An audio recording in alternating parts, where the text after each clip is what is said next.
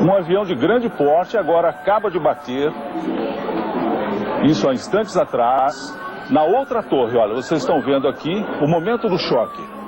Nessa altura já se começa, evidentemente, a pensar também na hipótese de um atentado. Naquele momento, acho que ninguém mais acreditava que era um acidente. 2 momentos foram muito marcantes durante a narração. Quando o Pentágono é atacado.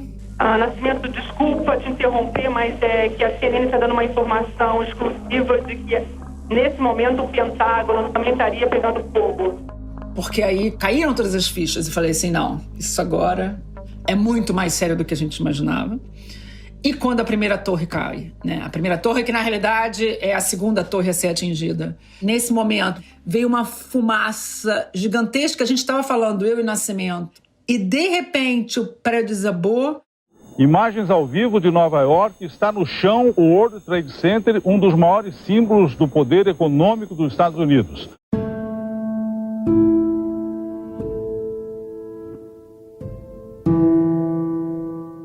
Não parece, mas já se passaram 20 anos desde a trágica manhã do dia 11 de setembro de 2001. E talvez você até se lembre do que estava fazendo quando aqueles aviões sequestrados por terroristas atingiram as Torres Gêmeas, em Nova York, símbolo do poder econômico dos Estados Unidos, e o Pentágono, centro do planejamento militar do governo norte-americano, em Washington. Todo mundo, quando começa a falar de 11 de setembro, começa a descrever o que estava fazendo, né? Naquela ocasião, Simone Duarte estava na redação da afiliada da TV Globo, em Nova York, conforme ela contou recentemente ao podcast 451 MHz. Ainda sem saber ao certo o que estava acontecendo, a jornalista entrou ao vivo para noticiar o acontecimento. A brasileira, que recentemente publicou um livro sobre o impacto desses atentados na vida de pessoas de diferentes nacionalidades, ficou conhecida, inclusive, como a voz do 11 de setembro. Até hoje, ainda circulam teorias da conspiração sobre o 11 de setembro. Neste mês, por exemplo, o diretor de uma série de documentários lançada lá nos Estados Unidos foi alvo de críticas por dar espaço a opiniões controversas de grupos que questionam a versão oficial do ataque às Torres Gêmeas. Além disso, o maior atentado da história desse país parece ter gerado uma espécie de trauma coletivo na sociedade americana, cujos efeitos ainda podem ser percebidos. Foi o que destacou, inclusive, o episódio de 6 de setembro do podcast Durma Com Essa, do Nexo Jornal, que lembrou os 20 anos desse fato histórico. Em 2011, a Associação Americana de Psicologia publicou uma série de artigos sobre os efeitos psicológicos dos atentados de 11 de setembro. Um deles, escrito por pesquisadores da Universidade de Stony Brook, em Nova York, diz que há 3 frentes de reações psíquicas ao 11 de setembro. A superação, que são aqueles que acreditam que não há nada que possa ser feito para apagar os ataques da história e que o melhor a ser feito é dialogar de forma pacífica com o resto do mundo. A ansiedade, que aparece nas pessoas que temem um novo ataque e querem que os Estados Unidos se protejam de qualquer forma de um episódio similar. E a raiva, que se manifesta principalmente na aversão por muçulmanos, fator que impulsionou a ascensão da extrema-direita no país na década de 2010, com a eleição de Donald Trump.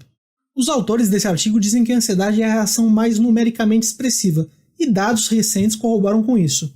Uma pesquisa feita pelo Centro de Pesquisa Pew agora no dia 2 de setembro de 2021 mostrou que 42% dos americanos que se opuseram à saída do exército americano do Afeganistão disseram que tinham medo de um novo ataque. E 74% dos americanos acreditam que o combate ao terrorismo deve ser a maior prioridade do governo. Como foi dito nesse mesmo episódio do podcast do Nexo, as notícias sobre o encerramento caótico da ocupação americana no Afeganistão reforçaram os enormes impactos políticos e militares que os atentados às Torres Gêmeas e ao Pentágono continuam tendo 2 décadas depois.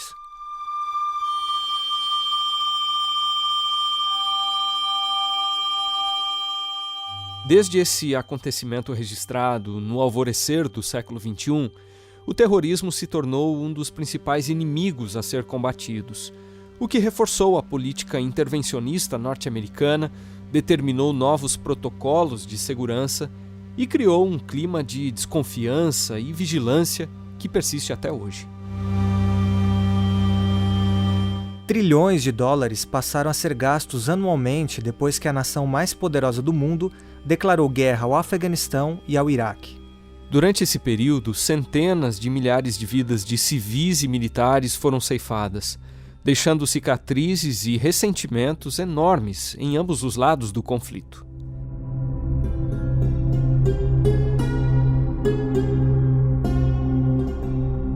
Essa guerra, tanto bélica quanto de narrativas, também reforçou alguns estereótipos em relação ao mundo islâmico. E é precisamente nesse ponto que nós pretendemos nos concentrar no episódio de hoje. Você vai acompanhar a conversa com uma professora da USP, que é muçulmana, e estuda o Islã há 20 anos, e vai também ouvir um missiólogo adventista que entrevistou universitários islâmicos em sua tese de doutorado, que foi recém-defendida nos Estados Unidos. Eu sou Wendel Lima e estou aqui com Márcio Tonetti para apresentar o podcast da Revista Adventista.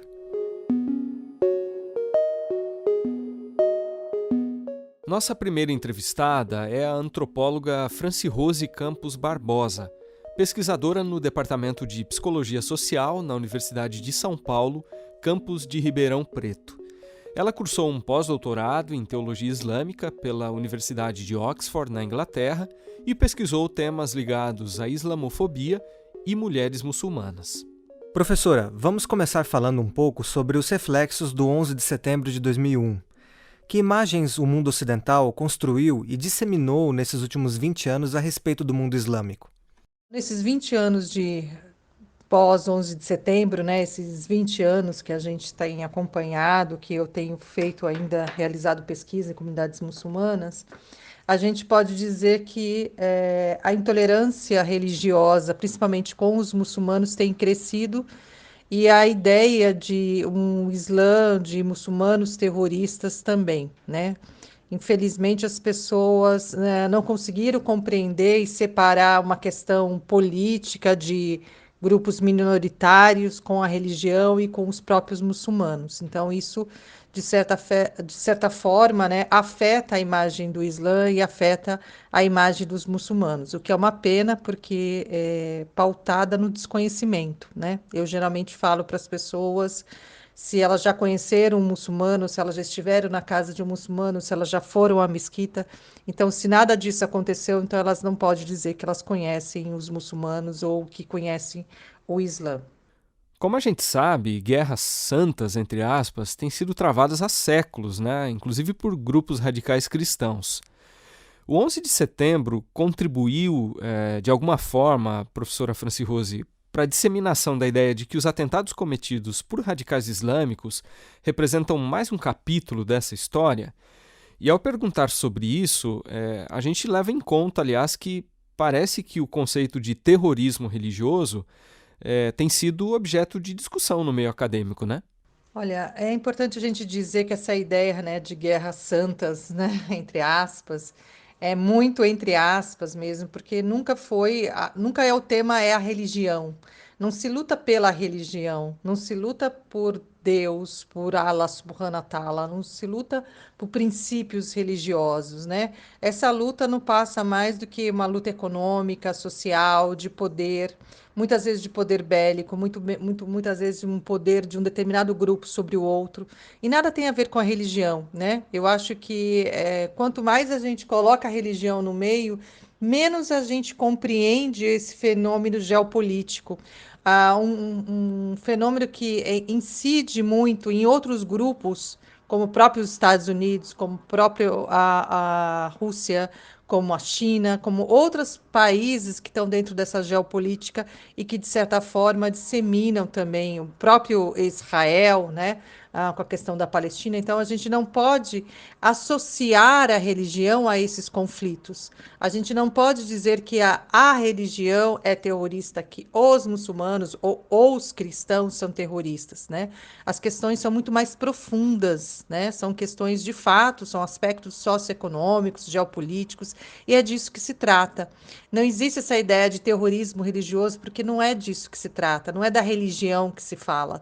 Aliás, professora, recentemente o Reginaldo Nasser, que é professor associado de Relações Internacionais na PUC de São Paulo, também fez uma ponderação semelhante num episódio especial sobre os 20 anos do 11 de setembro do podcast Outra Estação, que é produzido pela Rádio Educativa da Universidade Federal de Minas Gerais.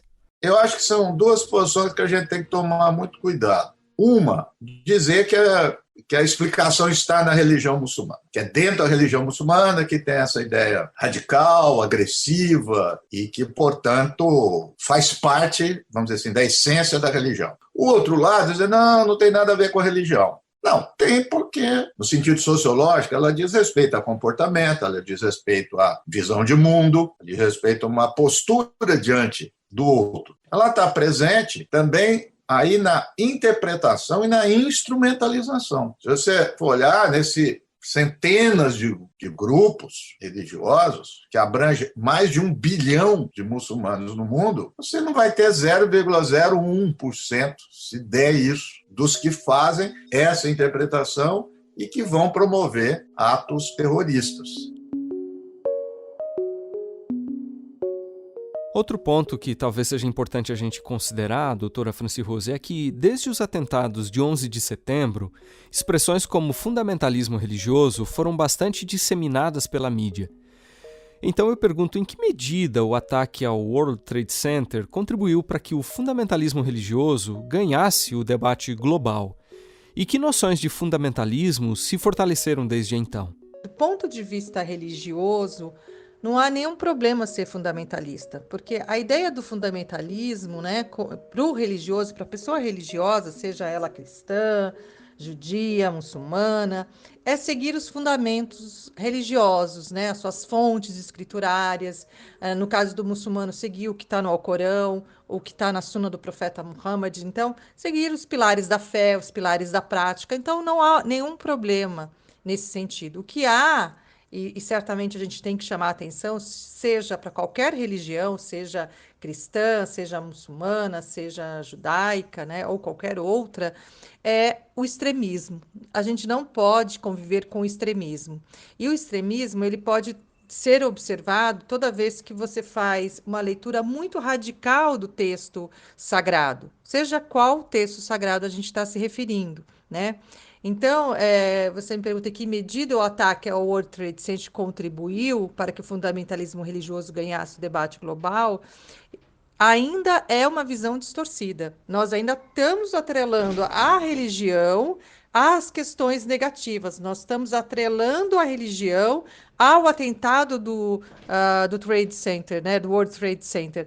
Não é fato, não é verdade, né? Esse atentado foram feitos por pessoas extremistas. Nem fundamentalistas elas são extremistas, são pessoas que não entenderam a religião, são pessoas que estão em busca de mostrar o seu poder e não mostrar a religião. E, professora, como as alas mais moderadas do islamismo veem as diferentes vertentes do radicalismo islâmico? É importante a gente dizer que no meio acadêmico, né, e aí eu estou aqui me referindo ao livro O Islã Reformer ou A Gênese do Islã, do professor Tariq Ramadan, existem várias formas de você ler as escrituras alcorânicas, né, o texto alcorânico, a forma da Sharia, há várias formas de leitura. Ela pode ser uma leitura literalista, né, que geralmente vai beirar um extremismo, né? Quanto mais literalista a leitura, mais próximo do extremismo pode chegar. Pode ser uma leitura reformista, pode ser uma leitura tradicional, enfim, ou uma leitura mística. A gente pode ler o texto de várias maneiras. Então, isso depende muito da compreensão daquelas pessoas, da formação daquelas pessoas. A pergunta que a gente tem que fazer quando se trata de um texto alcorânico é quanto essa pessoa domina o árabe, com quem ela estudou, quem foram os seus professores, quem ensinou a religião para ela, em que contexto ela está lendo aquelas regras. Então, quando a gente pensa no Islã, eu nunca penso no Islã moderado ou o Islã radical, eu penso no Islã. E aí eu penso nessas leituras que se fazem da religião. Então, eu faço uma leitura, os sheiks que aqui vivem no Brasil fazem uma interpretação, talvez no Marrocos outra, talvez na Turquia outra, mas pensar nesse moderado, radical, não. Quem ler o Alcorão, ele sabe que é a religião do equilíbrio. Então, tudo que foge ao equilíbrio, né, ele está incorreto. Né? Então, assim, o Islã é a religião do equilíbrio. Se você está excedendo, por exemplo, é obrigatório no Islã rezar 5 vezes ao dia, né? Se você considerar, você muçulmano, considerar que você tem que rezar 6 vezes ao dia, que a regra é essa, você está sendo extremista, né? Porque uma coisa é você fazer uma oração voluntária, isso é muito comum, a gente faz muitas orações voluntárias, às vezes até antes ou depois da oração obrigatória. Mas quando você institui para você que você tem que rezar 6 vezes, você não tá fazendo a regra, né? Você está mudando a regra. Né? E mudar a regra no Islã é o que a gente chama de bidá, de desvio, né? Você inventar coisas que na religião não existe. Quando um terrorista faz centenas ou mesmo milhares de vítimas na França, na Inglaterra ou nos Estados Unidos, a tendência é que o fato ganhe uma repercussão muito maior na imprensa internacional do que um ato terrorista praticado por um radical islâmico, por exemplo, na África, na Ásia ou no Oriente Médio. Na sua avaliação, doutora Franci Rose, já existe uma melhor compreensão atualmente de que esse tipo de tragédia também traz sofrimento às populações locais, como vimos em Cabul há pouco tempo? Você está me trazendo uma questão sobre a questão do terrorismo na França, na Inglaterra, nos Estados Unidos, e aí eu te pergunto, e o terrorismo cometido pelos Estados Unidos no Afeganistão, no Iraque, né, em tantos outros países que eles invadiram, ocuparam e violentaram mulheres, principalmente, homens, crianças, né? Por que não se inverte? Por que quando acontece um atentado na França e esse atentado tem a presença de um muçulmano, você sabe qual é a religião dessa pessoa que fez o atentado? Mas você não sabe, por exemplo, se o atentado foi feito por um cristão, você não diz que foi por um cristão. Né? O ETA está aí para provar isso, né? A gente sabe que é um terrorismo entre cristãos, porque a gente se informa, mas nas notícias você não tem essa informação. Então é muito estranho que sempre olhem para o Islã de uma maneira que os muçulmanos ou o Islã são terroristas. Novamente, é um mau uso da própria religião, né? É preciso dizer que os países islâmicos, tanto da Ásia, quanto da África, quanto do Oriente Médio, eles foram colônias da França e da Inglaterra. É preciso que as pessoas saibam disso, né? Que durante muito tempo foram países colonizados, violentados, e por isso que há esse descompasso cultural. Porque, na verdade, um país que passa a vivenciar uma prática que não é sua, você está sofrendo o quê? Violência. Imagine você se os Estados Unidos fossem ocupados pelo Afeganistão, com os hábitos do Afeganistão, daquelas 4 etnias, porque são 4 etnias que a gente tem no Afeganistão. Como é que os próprios americanos viveriam? Gostariam disso? Gostariam de ser colonizados? Não gostariam de ser colonizados. Então, é uma questão que leva ao erro. É uma pergunta que leva ao erro. É preciso dizer claramente que se tratam de países que foram colonizados, vilipendiados, violentados por todas essas potências. França e Inglaterra são potências. Eles não são terceiro mundo. Eles não são países, né, que a gente tenha que diminuir. Né? Então é importante a gente inverter essa bola, inverter esse caleidoscópio, olhar por outros olhos, desconstruir essa imagem. Por fim, professora, eu gostaria de te perguntar qual é a imagem que o mundo islâmico tem do mundo cristão ocidental, a partir dessa sombra, né, vamos dizer assim, projetada por países cristãos como os Estados Unidos e as nações da Europa. Olha, a convivência em comunidades muçulmanas, principalmente no Brasil, com cristãos, não cristãos, né, pessoas de diversas religiões, elas são sempre positivas. Eu mesma tenho participado de muitos debates interreligiosos, muitos sheiks da comunidade no Brasil têm participado desses diálogos interreligiosos. Então, qualquer pessoa com um pouco de conhecimento, qualquer pessoa religiosa que tenha conhecimento, que tenha discernimento, não vai enxergar um muçulmano como um criminoso, como uma pessoa que você não pode ter um relacionamento positivo. Da mesma forma que o muçulmano não vai olhar para um cristão de uma forma que seja negativa. Né? As nossas religiões, as formas de pertencimento religioso não transformam as pessoas inimigas. né? Ao contrário, quem compreende a religião, quem entendeu a religião, jamais vai tratar uma pessoa que seja diferente dele de formas negativas. Então, no próprio Alcorão diz, não há compulsão na religião, né? Então, é importante, muitos países islâmicos, eu tenho amigos que fizeram pesquisa na Síria, e até conheço pessoas da Síria que falam que no dia do Eid, né, que é a festa islâmica, convidavam cristão para participar, ou em dia de Natal, esses cristãos convidavam muçulmanos para participar, e as crianças todas brincavam juntas na rua. Então, você já tinha uma sociabilidade. Você vai na Turquia, você vê muçulmanos respeitando as igrejas dos cristãos.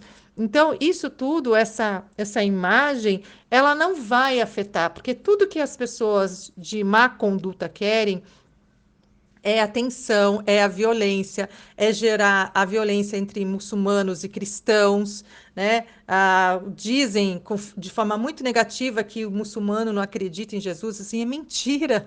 Subhanallah, o muçulmano, se ele não acredita em Jesus, ele não pode nem se dizer muçulmano, porque um dos pilares da fé no Islã é acreditar em todos os profetas. E Jesus está incluído nesses profetas. Nós temos no Alcorão, por exemplo, uma surata, né? Surata é capítulo, só sobre Maria, a mãe de Jesus, né? Então, assim, o respeito que se tem com a imagem de Jesus e com a imagem de Maria é muito grande. A própria vestimenta islâmica das mulheres muçulmanas é para se espelhar em Maria. Então, eu acho que mesmo nesse descompasso, nessa tentativa de criar essa sombra em cima de cristãos e muçulmanos, né, não vai conseguir, porque eu acho que os muçulmanos que são esclarecidos, né, que praticam a religião, que conhecem a religião, e os cristãos que são esclarecidos, que têm uma formação teológica sólida, convicta, também não vai entrar nessa onda de disputa e de violência.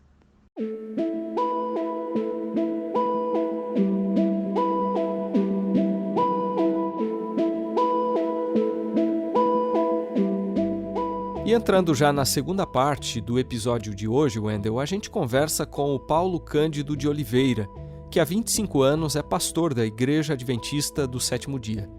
Depois de trabalhar em várias regiões de Minas Gerais e na capital paulista, ele serviu por 3 anos como missionário nos Emirados Árabes Unidos e em Omã. É verdade, Tonete, essa experiência no Oriente Médio fez com que o Paulo voltasse aos Estados Unidos, dessa vez para cursar um PhD em estudos interculturais no prestigiado Seminário Teológico Fuller. Ele defendeu sua tese agora em maio, na área de estudos islâmicos. E nos últimos 5 anos, o Paulo também tem trabalhado como pastor da igreja de North Ridge, na região metropolitana de Los Angeles, na Califórnia. Bem, Paulo, você viveu 2 momentos, nos Estados Unidos estudando missiologia em programas de pós-graduação. A sua primeira experiência foi no fim de 2001, como aluno de mestrado e depois do doutorado profissional na Universidade Andrews, em Michigan. E o segundo momento, já em 2016, como aluno de PhD no Seminário Fuller, no sul da Califórnia. Você poderia comparar a percepção dos norte-americanos sobre o terrorismo e o mundo islâmico nesses 2 momentos? Eu cheguei nos Estados Unidos pela primeira vez para morar e estudar em 2001, em dezembro de 2001, e os atentados tinham acontecido em setembro, né? Então ainda era muito novo, tudo muito fresco, e havia já na época uma construção desse estereótipo do muçulmano e dos países de maioria muçulmana, né? De maioria islâmica. Então naquele momento havia essa medo e essa revolta com o islamismo como sendo uma religião que queria a destruição dos Estados Unidos. Ao longo do tempo, houve daí um processo de educação da população e você cresce várias vertentes, algumas que se tornam mais temerosas do islamismo, né? Com visões mais estereotipadas, mais simplistas, e outra visão mais educada, mais entendida, com melhor entendimento. Já em 2016, quando eu vim para fazer o PhD, então já havia todo um processo de instituições religiosas e instituições de ensino, fazendo parcerias, entrando em diálogo e procurando educação mútua, promovendo a convivência, o respeito à pluralidade religiosa, que é uma característica das sociedades ocidentais e um ideal desejado para as sociedades da maioria muçulmanas, que os países ocidentais desejam que isso aconteça, né, nessas sociedades. Então, hoje em dia, há essa tentativa de, juntos, em colaboração, instituições muçulmanas, acadêmicos muçulmanos e cristãos, de colaboração para entendimento mútuo. Então, essa é a diferença desses dois momentos de 2001 e 2016, os dois momentos quando eu vim para os Estados Unidos. E Paulo, que impacto os atentados de 11 de setembro de 2001 tiveram sobre a reflexão missiológica nos Estados Unidos e sobre a própria prática cristã no mundo islâmico? Um ponto fundamental foi a necessidade de uma sofisticação melhor no entendimento missiológico, através da ênfase da multidisciplinaridade, uso de métodos de ciências sociais, para informar melhor essas reflexões missiológicas, que é, na verdade, perspectivas teológicas da percepção de missão. Então, houve uma necessidade de intensificar esse entendimento, mesmo para poder explicar os atentados de 11 de setembro, né? Então, os missiólogos têm sido responsáveis por construir uma ideia, uma perspectiva mais adequada quanto à diversidade da experiência islâmica global. E a experiência dos missionários contribui muito para isso, para informar a população e a comunidade cristã em geral, de que o islamismo não é uma coisa única, homogênica ou monolítica, mas é diverso e até mesmo contraditório. Também existe uma crescente colaboração entre as organizações, né? E a missiologia, então, trabalha para essa melhor compreensão, para desmontar perspectivas e sentimentos negativos, e para se entender o muçulmano também como pessoas que também sofrem com as ações de extremistas, né? Extremistas religiosos. Quanto à prática, então eu ressalto dois impactos quanto à prática missionária. Primeiro, por conta das intervenções ocidentais que houve depois dos atentados, em países de maioria muçulmana, os missionários dos países ocidentais, principalmente europeus e norte-americanos, já não eram tão bem-vindos, né? Então isso abriu oportunidades para um aumento de envio de missionários de outras culturas, sul-americanos, sul-asiáticos, africanos, etc. Então, esses missionários hoje representam muito mais a diversidade étnica mundial e são melhores, mais bem aceitos, né? Ao invés no meio de uma população que se sente muitas vezes agredido por força militar e econômica de uma imposição ocidental. O segundo ponto que eu destaco é o crescente entendimento da necessidade de reconhecer o movimento do Espírito de Deus dentro do islamismo, né? Então, um crescente questionamento, perguntando o que é que Deus está fazendo entre os muçulmanos e como é que a gente pode contribuir para essa ação e atuação de Deus. Então, por isso existem várias alternativas. Então, hoje, missionários trabalham juntos e caminham juntos com muçulmanos que se tornam seguidores de Jesus, mas continuam comprometidos com as questões culturais islâmicas. Existem outras abordagens que, claro, são controversas, né? E podem ser controversas, mas há também práticas de missionários hoje em contribuição da reconstrução social, principalmente dos menores, né, infantis, nos lugares que foram devastados por guerras decorrentes de 11 de setembro, e também a receptividade, a hospitalidade de refugiados, de milhares e milhões de muçulmanos que foram forçados fora dos seus lugares de nascimento, seus países, e que foram para países ocidentais e são recebidos por cristãos que têm a oportunidade de servi-los, né, como imigrantes e movidos pelo amor de Cristo, e em nome do amor de Cristo, fazerem essa receptividade para esses imigrantes. Desde a Segunda Guerra Mundial, as missões cristãs têm sido criticadas por seu aspecto colonialista. O que significa a gente dizer, Paulo, que o empreendimento missionário da Europa e dos Estados Unidos foi ou é, em grande medida, colonialista? E que tipo de autocrítica a missiologia tem articulado para a ação da Igreja? O missionário moderno, ele é atrelado ao movimento moderno colonial, junto com as caravelas espanholas e os portugueses, depois os ingleses, franceses, holandeses, embarcavam também missionários que eram patrocinados pelos monarcas europeus. Então, portanto, o movimento moderno missionário ficou atrelado ao movimento colonial de países cristãos. Então, colonizar era também cristianizar, e cristianizar era, em grande parte, colonizar. É claro que, na prática, muitos missionários se tornaram um problema para os países colonizadores, porque eles promoveram educação, desenvolvimento, codificação de línguas nativas, vocabulário, vernáculo, e o que promoveu e contribuiu para os movimentos independentes desse país e, finalmente, para o declínio do movimento moderno colonialista europeu.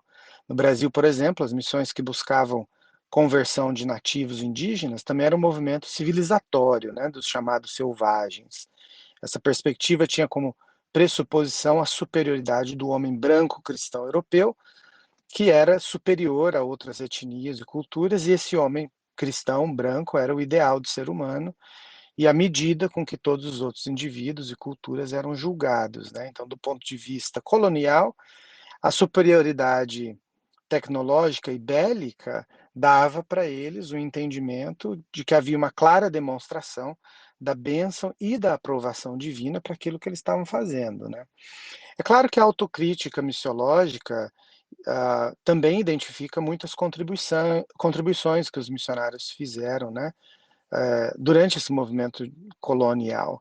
Então, portanto, essa autocrítica que vem desde meados de 1950 com mais força, busca entender tanto as falhas quanto as contribuições, né, com o objetivo de construir uma missiologia para além do movimento moderno ocidental. Então, essas perspectivas coloniais,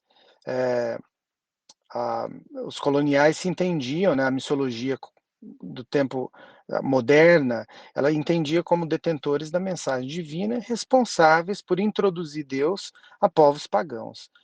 Esse movimento era caracterizado, então, partindo do Ocidente cristão para o resto do mundo, para espalhar a mensagem do Evangelho, né? Porém, eram codificados e vestidos da cultura europeia. Então, assim, formou liturgias de cultos, modelos de templos religiosos que representam uma cultura europeia colonial e foram diretamente, né, implementados. Hoje em dia, a missiologia é diferente, o entendimento é de que a missiologia é policêntrica, ou seja, de todo lugar para todo lugar, é polifônica, com muitas vozes, línguas e perspectivas, né? O surgimento de missiologias contextuais é um grande indicativo desse novo momento do movimento missionário, que rompe com essa herança modernista, ocidental, colonial, imperialista, de domínio. Então, a missão integral, por exemplo, que é desenvolvida no Brasil e na América Latina, é um exemplo dessa nova perspectiva global e contextual da missiologia, que tenta construir uma missiologia deslocada e desassociada desse movimento colonial moderno.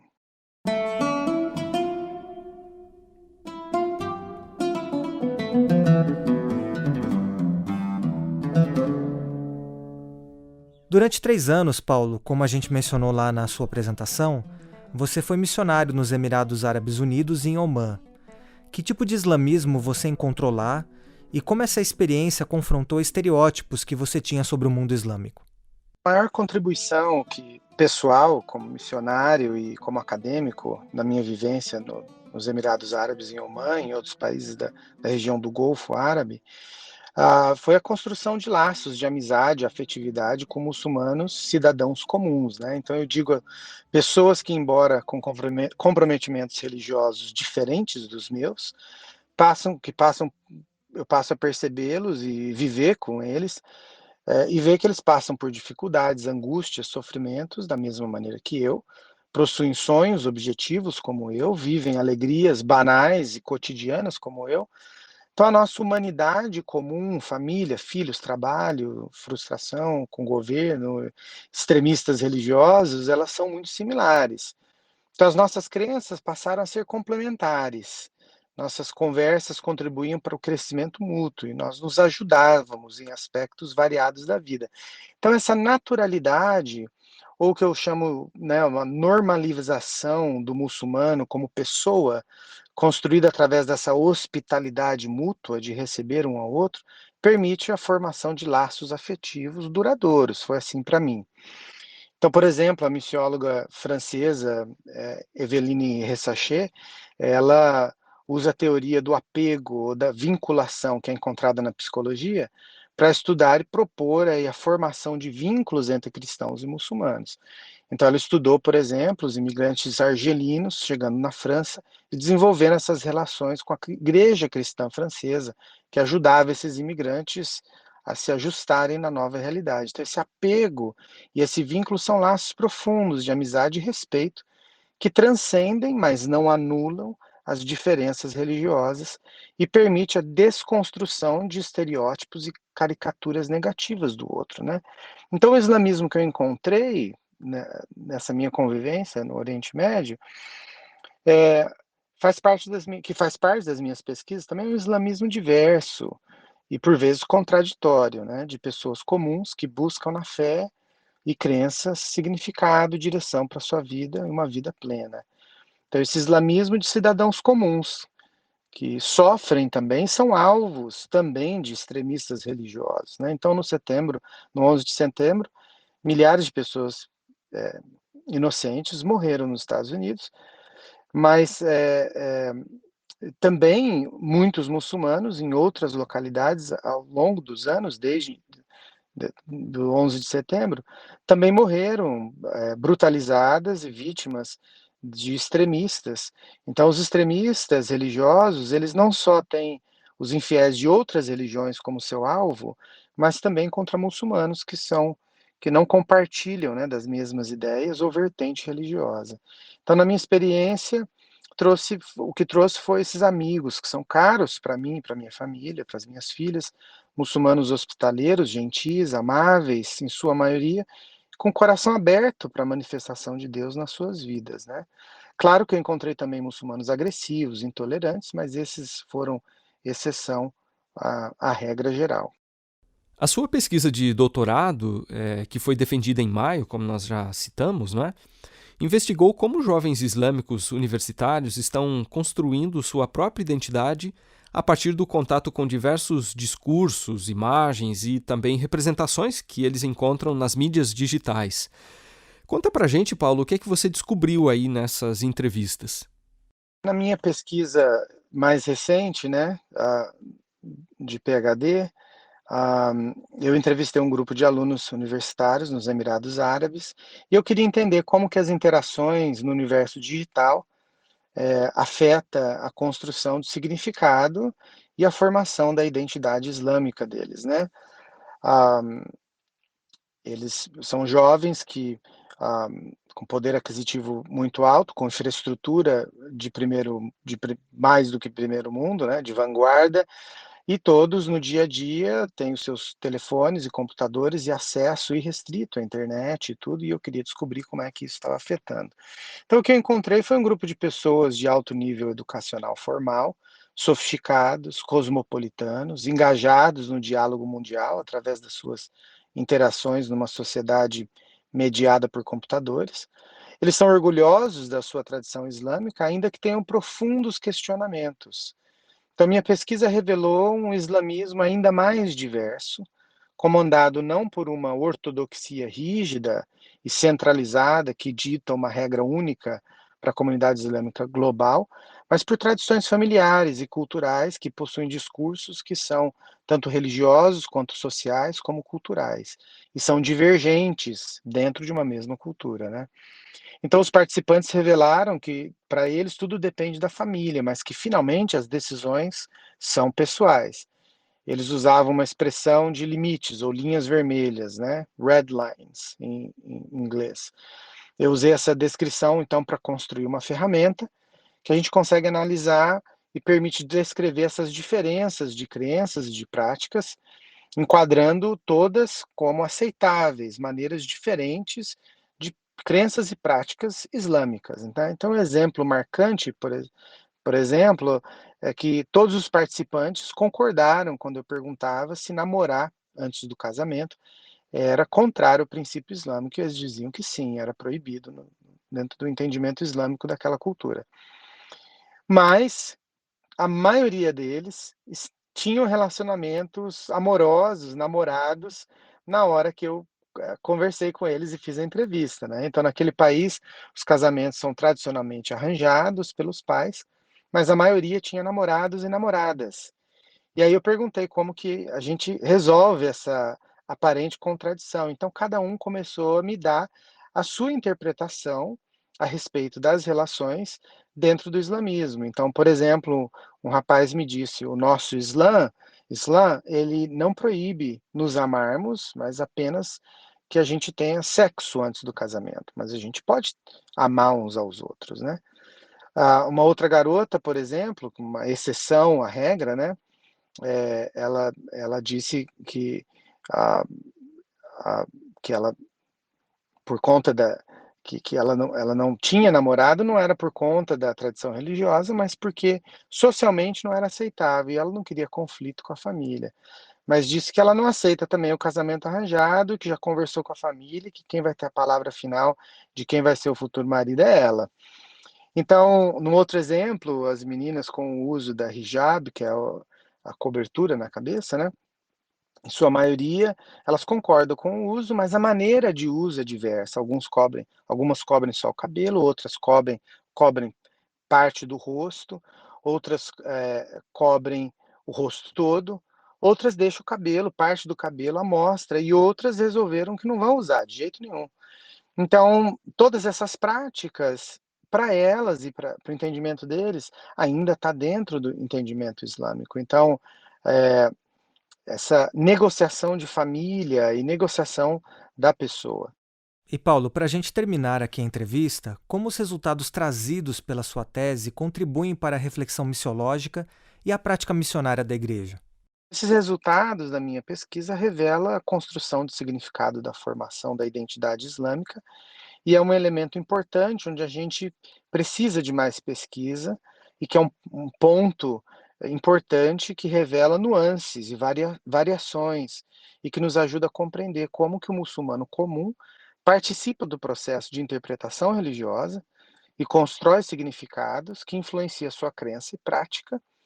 Então, o islamismo, dessa perspectiva, precisa ser visto sendo em constante mudança, diferente da perspectiva estereotipada de que é uma religião medieval e retrógrada. Na verdade, ela está em transformação constante. É importante compreender como que a cultura local, por exemplo, contribui para essa interpretação, para a formação e transformação da fé islâmica. Então, essa é uma abordagem missiológica que olha para a experiência da vida religiosa e não apenas para os dogmas da religião. Então, assim, os dogmas são uma dimensão que vive em constante tensão com outras dimensões sociais e culturais, além dos interesses pessoais. Então, isso contribui para uma visão mais diversificada, missiológica do islamismo. E com isso a gente encerra o episódio de hoje, que teve produção e roteiro de Márcio Tonetti e Wendel Lima, edição e sonorização de Márcio Tonetti e direção de jornalismo de Marcos de Benedicto. Até o próximo.